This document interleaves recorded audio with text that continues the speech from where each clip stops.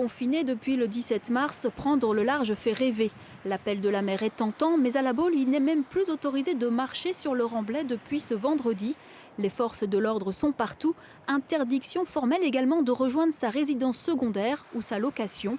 Policiers et gendarmes sont déployés sur tous les grands axes routiers et même dans les airs.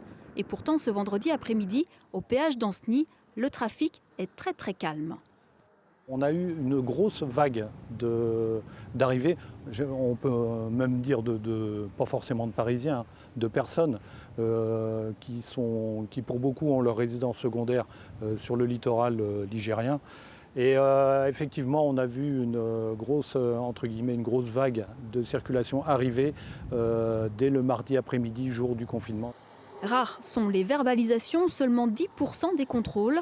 Pour ce couple qui traverse la France pour rejoindre la Pointe du Raz, la note va être salée, 135 € chacun pour non-respect du confinement.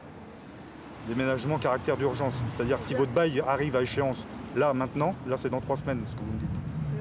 Les contrôles vont se poursuivre tout le week-end, y compris dans les centres-villes, comme ici à Nantes. En Loire-Atlantique, depuis le début du confinement, 5 950 infractions ont été constatées, un chiffre qui baisse. Dans cette histoire, les mouettes sont les plus heureuses. Elles ont la plage rien que pour elles.